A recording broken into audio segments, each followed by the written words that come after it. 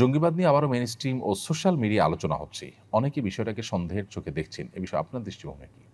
প্রথম কথা হলো যে, পশ্চিমা সাম্রাজ্যবাদীদের অনেক বড় একটা অস্ত্র হলো মুসলমানদেরকে জঙ্গিবাদের তকমা দেওয়া, ট্যাগ দেওয়া। ইরাককে তারা ধ্বংস করেছে, মরণাস্ত্র আছে এই অজুহাত তুলে। কিন্তু মরণাস্ত্র পাওয়া যায়নি। দেশ কিন্তু ধ্বংস হয়ে গেছে। তারা সরিও কিন্তু বলেনি। এই একটি এক্সাম্পলই যথেষ্ট তাদের এই জঙ্গিবাদের তথাকথিত এই খেলা, এই নাটক বোঝার জন্য। মুসলিম দেশগুলোকে, আমাদের মতো দেশগুলোকে চাপে রাখার জন্য তারা এই জাতীয় ইস্যুগুলোকে নানাভাবে ফুলিয়ে ফাঁপিয়ে প্রকাশ করে।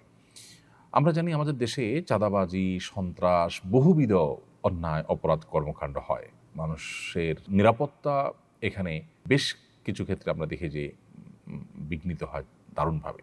এ সমস্ত বিষয়গুলোর জন্য বিগত সরকারগুলোর বিশেষ কোনো উদ্যোগ না থাকলেও আমরা দেখেছি জঙ্গিবাদ, তথাকথিত জঙ্গিবাদ দমন করবার জন্য প্রায় ১৫ থেকে ২০টা উইং বা ডিপার্টমেন্ট নিরাপত্তা বাহিনীগুলোর রয়েছে।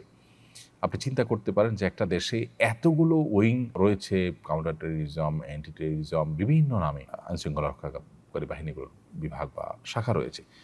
এতগুলো মানুষ সেখানে কাজ করছে। দেশে কি আসলে মানে জঙ্গিবাদের বাম্পার ফলন হয়েছে যে এত ডিপার্টমেন্ট কাজ করতে হচ্ছে, এতগুলো উইং থাকতে হচ্ছে, এতগুলো ফোর্স সেখানে কাজে লাগতে হচ্ছে? আমরা তো কোনো ঘুষ প্রতিরোধ এর জন্য এরকম কোনো বিশেষ ২-৪টা বাহিনী করতে দেখিনি। তো এই বিষয়গুলো বিদেশিদেরকে খুশি করার একটা প্রচেষ্টা, পশ্চিমাদেরকে খুশি করবার একটা প্রচেষ্টা। তারা যেই ন্যারেটিভ দেয় সেটাকে আমরা এখানে প্রতিষ্ঠা করবার অন্ধ চেষ্টা এবং অন্ধবিশ্বাস করি, অন্ধভাবে এটাকে চালানোর প্রতিষ্ঠা করবার জন্য আমরা চেষ্টা করি, যেটা খুবই দুর্ভাগ্যজনক একটা বিষয়। বিগত আমলে বিশেষ করে অত্যাচারের গুম-খুনকে হালাল করবার অন্যতম একটা উপায় ছিল জঙ্গিবাদের নাটক। ইতিমধ্যেই ডিএমপি কমিশনার সহ দায়িত্বশীল ব্যক্তিবর্গ তো বলেইছেন যে বাংলাদেশে কোনো জঙ্গি নেই এবং জঙ্গিবাদের নামে যা হয়েছে সেটা নাটক, এটা তারা পর্যন্ত স্বীকার করে নিয়েছেন। এবং বহু মানুষ যারা গুম-খুনের শিকার হয়েছেন তাদের জবানবন্দিগুলো আমরা জানি, আয়নাঘরে রাখা থেকে নিয়ে বিভিন্ন বিষয়গুলো, এগুলোর জন্য জঙ্গিবাদকে একটা উজাদ হিসেবে ব্যবহার করা হয়েছে। অতএব সেটাকে নতুন করে ফিরিয়ে আনার চেষ্টা যে বা যারা করছেন তারা পুরনো সেই খেলাকে আবার বাংলাদেশে মঞ্চস্থ করার চেষ্টা করছেন। বাংলাদেশের মানুষ খুবই সচেতন এখন এই জিনিসগুলোর সব জারি-জড়ি তারা বুঝে গেছেন যে জঙ্গি বিরোধী অভিযানের নামে যে নাটক করা হয়েছে সেই নাটকগুলো এখন সবার কাছে দিনের আলোর মতো পরিষ্কার। কোরআন হাদিসের বই পুস্তক পাওয়ার পর সেটা ছবি দিয়ে জঙ্গিবাদী বা জেহাদি বই পাওয়া গেছে বলেও আপনার অভিযোগ করতে দেখা গেছে। জেহাদি বই থাকা কি কোনো দোষের কিছু? টনি ব্লেয়ার যদি ক্রুসেডের ঘোষণা দিতে পারেন, খ্রিস্টানদের ধর্মযুদ্ধের ঘোষণা দিতে পারেন, তাহলে মুসলমান জেহাদি চেতনা লালন করলে সমস্যাটা কোথায়? কোরআন এবং হাদিসে জিহাদের কথা আছে, তাহলে আমাকে কোরআন হাদিসকে বাদ দিব?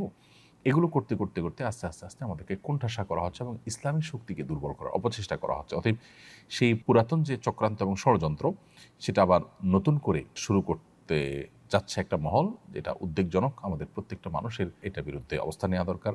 বিশেষ করে মানবাধিকার বিষয়ক যে জাতিসংঘের যে কমিশন হতে যাচ্ছে, সেই কমিশনের বিরুদ্ধে জনগণ নানাভাবে তাদের মতামত ব্যক্ত করছেন। এরকম একটা সময় মানুষের দৃষ্টিকে অন্যদিকে ফেরাবার জন্য এটা করা হচ্ছে কিনা, যুক্তরাষ্ট্রের সঙ্গে যে নিরাপত্তা চুক্তির কথা শোনা যাচ্ছে সেটা বাস্তবায়নের দ্বারপ্রান্তে। অতএব সেটার যৌক্তিকতা তৈরি করার কোনো চেষ্টা করা হচ্ছে কিনা এই সমস্ত ঘটনার মাধ্যমে সেটা খতিয়ে দেখা দরকার। দ্বিতীয় বিয়ের কনের সঙ্গে বিয়ের সময় এই মর্মে চুক্তি হয় যে বর বউয়ের কোনো আর্থিক দায়-দায়িত্ব পালন করবে না। এই শর্তের ভিত্তিতে বিয়ে করা জায়েজ হবে কিনা? বিয়ে হয়ে গেলে আর্থিক দায়িত্বের বিধান কি? এই টাইপের বিয়েকে এখন আরব বিশ্বগুলোতে বিশেষ করে জাওয়াজে মিসিয়ার তারা বলে বা মিসিয়ার বিয়ে হিসাবে তারা আখ্যা দেয়। যদি কোনো স্ত্রী নিজে থেকে বলে দেন যে আমি আমার যে ভরণ পোষণের ব্যাপার আছে এটা থেকে আমি আমার স্বামীকে দায়মুক্ত করে দিলাম। স্বামীকে যদি তিনি দায়মুক্ত করে দেন তাহলে সেক্ষেত্রে এটা জায়েজ আছে। এটা নাজায়েজ কোনো বিষয় নয়। আমরা নবী করিম সাল্লাল্লাহু আলাইহি ওয়াসাল্লাম স্ত্রীদের মধ্যে একজন স্ত্রীর ক্ষেত্রে আমরা জানি যে তিনি নবী সাল্লাল্লাহু আলাইহি ওয়াসাল্লামকে তার হক আদায়ের ক্ষেত্রে তার যে অন্যান্য স্ত্রীদের সাথে সমান্তরালভাবে তার যে সাথে রাত্রি যাপন করা, তার সঙ্গে দিন কাটানো, এটার যে দায় নবী সাল্লাল্লাহু আলাইহি ওয়াসাল্লামের ছিল স্বামী হিসেবে তার প্রতি, এটা থেকে তিনি নবী সাল্লাল্লাহু আলাইহি ওয়াসাল্লামকে মুক্ত করে দিয়েছেন এবং নবী সাল্লাল্লাহু আলাইহি ওয়াসাল্লাম সেটাকে অ্যাকসেপ্টও করেছেন। অতএব বিয়ের আগে থেকে যদি এরকম কোনো শর্ত দেওয়া হয় এবং উভয় যদি সেটার উপর সম্মত হয় তাহলে সেটি জায়েজ রয়েছে। আমার ভাবি তার আপন বোনের মেয়ের সাথে আমার বিয়ে দিতে চান, কিন্তু আমার ভাই এবং বাবা রাজি হচ্ছেন না। ওনারা বলছেন এটা হারাম। উত্তর দিলে উপকৃত হব। ভাই শরীফুল ইসলাম, এটা তারা ভুল বলছেন। আপনার ভাবির বোন কিংবা আপনার ভাবির বোনের মেয়ে আপনার জন্য মাহরাম নন। বিধায় তার সাথে আপনার পর্দা যেমন করতে হবে, একইভাবে তাকে আপনি বিয়ে করতে পারবেন। সেক্ষেত্রে আপনার ভাই হয়তো আপনার খালু শ্বশুর হয়ে যাবেন সম্পর্কে, তাতে কোনো অসুবিধা নেই। অতএব আপনার ভাবির বোনের মেয়েকে আপনি বিবাহ করাতে সেরাই কোনো বাধা নেই। আপনার বাবা বা ভাই বা পরিবারের লোকজন যারা এটাতে বাধা দিচ্ছেন, তাদেরকে দক্ষ কোনো আলেমের কাছে নিয়ে যান এবং তাদের সংশয়কে দূর করবার চেষ্টা করেন। এমডি তাওসিফ হাসান আপনি লিখেছেন, একজন মানুষ তার রোগের কারণে সবসময় অপবিত্র হয়ে যায়। সালাত আদায়ের জন্য অজু করে জায়নামাজে দাঁড়ানোর আগেই তার শরীর এবং তার কাপড় অপবিত্র হয়ে যায়। বারবার কাপড় পরিবর্তন করতে গিয়ে তার সালাত আদায়ের ইচ্ছাটাই নষ্ট হয়ে যায়। এমত অবস্থায় ওই রোগীর করণীয় কী? বারবার তো এরকম ব্যক্তির পোশাক পরিবর্তন করার দরকার নেই, বরং এরকম অনবরত যখন শরীর থেকে নাপাক বের হতে থাকে, এরকম ব্যক্তি প্রত্যেক ওয়াক্তের জন্য অজু করবেন। অজু করার পর ওই ওয়াক্তের মধ্যে যত খুশি তিনি নামাজ পড়বেন, তেলাওয়াত করবেন এবং ওই অজুতেই তিনি করবেন। এর মধ্যে ওই নাপাক বস্তু যতবার বের হবে তাতে তার অজু ভঙ্গ হবে না।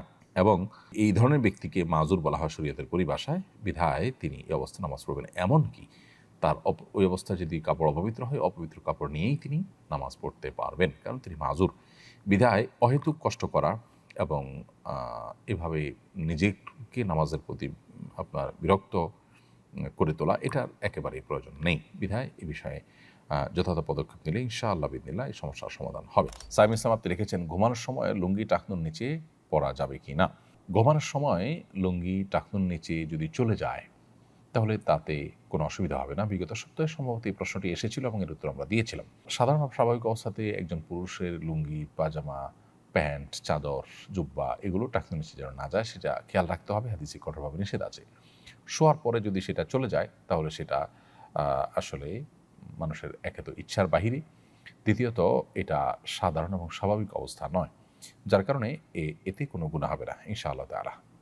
তবে স্বাভাবিক অবস্থাতে টাকনুর নিচে যেন আমাদের লুঙ্গি, পাজামা, প্যান্ট ইত্যাদি না যায়, সেদিকটা আমাদেরকে খেয়াল রাখতে হবে। আসুন্নাহ ফাউন্ডেশন, উম্মার স্বার্থে সুন্নাহর সাথে।